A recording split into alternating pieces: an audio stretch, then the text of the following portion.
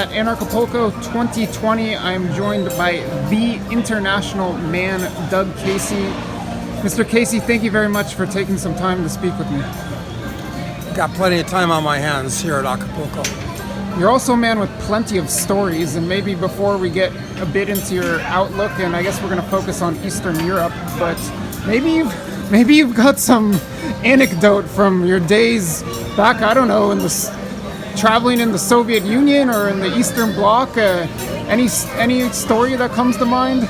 Well, the first time I went to Eastern Europe was a long time ago, in 1967, and basically looking like a hippie at the time, me and two friends took the Orient Express, third class, with a bunch of gypsies with their sheep and everything. And we went through Romania and Bulgaria on the way to Istanbul. A lot of fun. I'm surprised we even survived, because in those days it was a criminal offense for anybody in Eastern Europe to even have a dollar in their hand, and we had nothing but US dollars and Swiss francs at the time. So I'm still amazed that we found a way to eat and drink while we were there. What were your impressions back then of Romania and Bulgaria, and maybe even Istanbul? Well, they were very different places from what they are right now. There were no cars on the streets. Went through Hungary too, of course. And it was really funny when we got into Budapest. We checked into a hotel room, and three really good-looking Hungarian girls presented themselves to us. I mean, who were they? Why were they there? How did they know we were there? That was interesting. And of course, were they agents? I have no idea. And then the other interesting thing about Budapest was... And this is Budapest or Bucharest? No, Budapest, actually. And then another interesting thing about it was that there were still lots of bullet holes in all the buildings, or not all the buildings, but lots of buildings, whether that was a leftover from World War II or from the Hungarian Revolution of 1956. I don't know. We were there only 11 years afterwards, so they're kind of slow to repair things. And in Bucharest, it was interesting.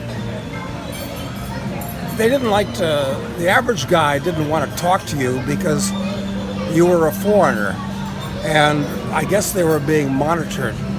So the only people that we seemed to be able to talk to were gypsies. And it was interesting. I thought it was a funny anecdote. When we were in Budapest and said we were going to Romania, we were staying with a family there. I don't know how we worked that out. But they said, yes, when you go to Romania, there's nothing but gypsies there. And when we got to Bucharest, and we were talking about having come from Hungary, the Romanians said, yeah, there's just nothing but gypsies in Hungary. I thought it was very funny. I remember that juxtaposition. So then we went to Bulgaria, and it was the dead of winter. It was about as cold as I've ever been in my life. Walked around for a couple of days. So it was nothing to do with Sofia. Different. Anyway, it was nice. I still like Eastern Europe today. It's all right, let's talk about that today. So what do you like about Eastern Europe in the present form? Well, for one thing, they're not going to be inundated by huge numbers of migrants, which Western Europe will be. And this is a serious demographic change that's happening in Western Europe. A few years ago, there were like 1 million Middle Easterners and Africans that made their way to Western Europe. In the future, there's going to be scores of millions, maybe hundreds of millions of people. If I was a young Nigerian and I had a cell phone, they all have cell phones, of course, the first thing I'd want to do is find a way to get to Europe, to take advantage of the soft and easy life. it's going to destroy the culture of Western Europe, whether you like it or don't like it. That's what's going to happen. I think it's a shame. That's not going to happen in Eastern Europe, so that's a plus. It's more stable. What about the demographics? There's some concern that in Eastern Europe they're not having enough babies and too many people are moving to Western Europe. Yeah, that's true. Interesting. So Bulgaria in particular has had a huge decline.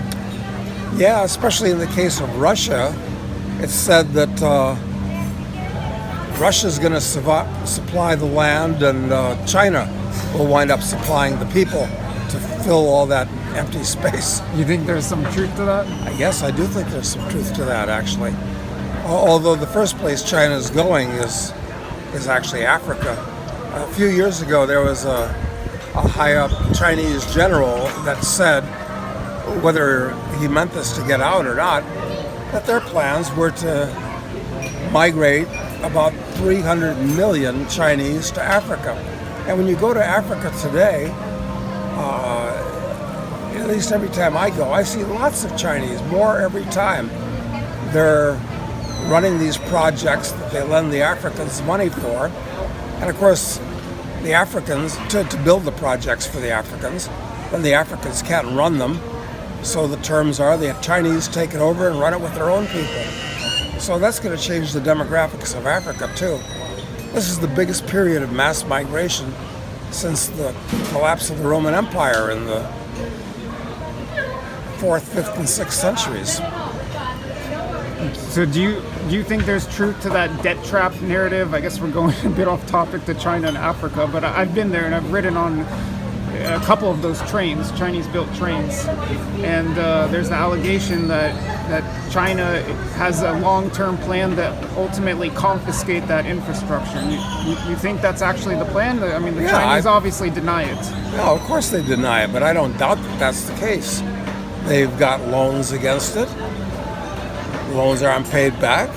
They're going to take the capital, and I think they will migrate a lot of people there. It makes all the sense in the world, and those poor Africans are going to wish they were back in the 19th century when the Europeans were there. Back to Eastern Europe, at the conclusion of your speech the other day, you were saying if there's a 30-year-old man in the audience and he wants to make some money, go to Africa, but if you don't want to go there, go to, did you mention Ukraine, or where did you mention? Yeah, I mentioned two places. I mentioned Ukraine and Uzbekistan. Uzbekistan, because, all those Central Asian republics are backward dictatorships, except Uzbekistan, under their current government, and anything can change rapidly in these places, is definitely going in the right direction in just about every way that I've heard of. So what you want to do there, or in Ukraine, which is closer to the West and you'll have a lot more competition, is if you go to a place like that, don't act like a tourist. Start calling lawyers and real estate people. And if you're interesting and you have something to say, before you know, you're going to get invited to people's homes for dinner. You'll get invited to parties, and one thing will lead to another. And thing is coming from the U.S. or Western Europe, you're going to have connections, background, ideas that are very different from the locals. And because you're unusual as a foreigner, people want to meet you. So it's up to you at that point to figure out what you can do as an entrepreneur. But you don't want to stay in the U.S. because it's a level playing field. There's 100 million other people just like you. You want to go someplace where it's an unlevel playing field. I think those are two pleasant places to think about. Why Ukraine among other countries in the region? Why Ukraine? Well, it's big and empty, and there's some chaos going on, and that instability often presents opportunity. But you could pick any of these Eastern European countries as a place to go. And contrasting Eastern Europe to Western Europe, well, why is it that you're, other than the migrants, which we already touched on, why is it that you're more bullish on Eastern Europe? It's poorer, which, as things level out, it's got further to rise.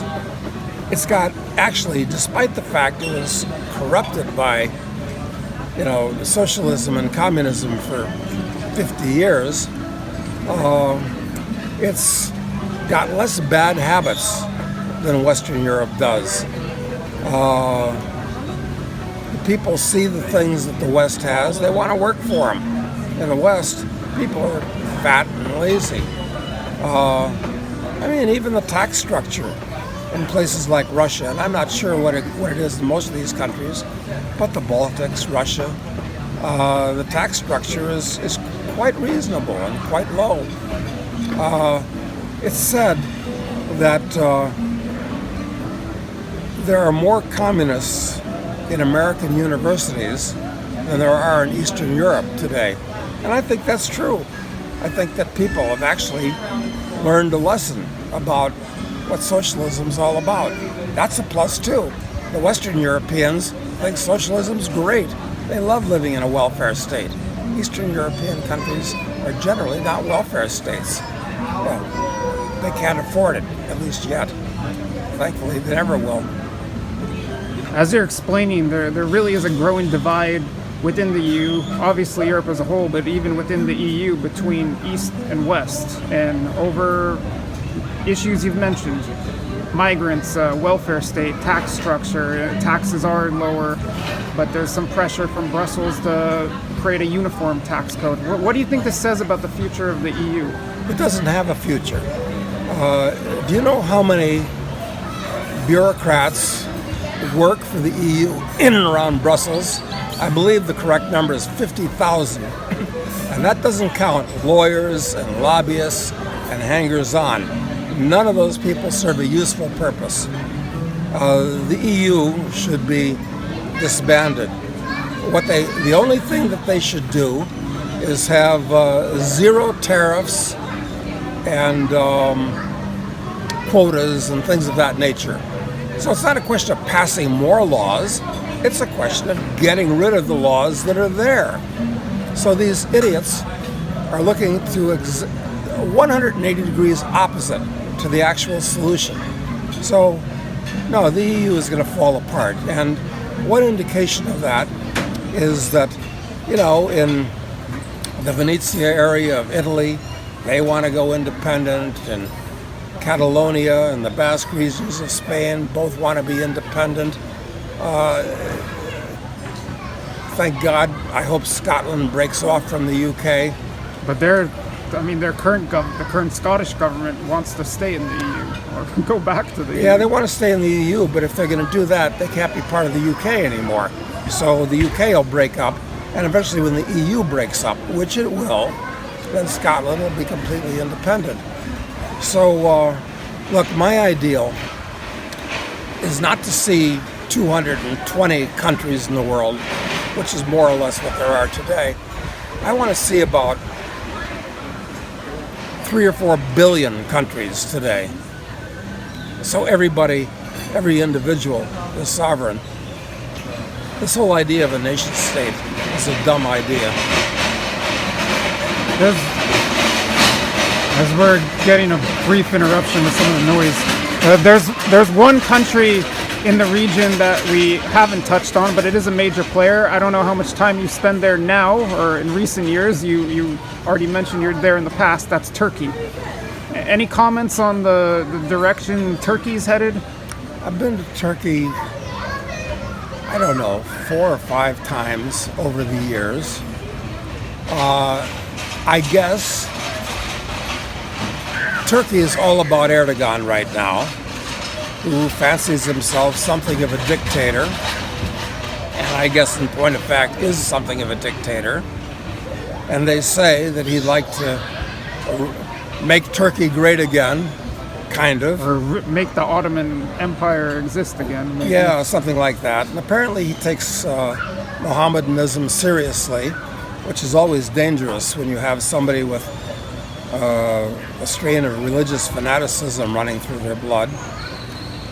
So I don't know what to make of Turkey at this point, but they have the biggest military, other than the U.S., in NATO. Of course, NATO is something else that no longer served a useful purpose after the collapse of the USSR. It's nothing but a provocation right now. So, yeah, Turkey's something to watch in the future. They also, unlike all their neighbors, they have a population that's significantly growing.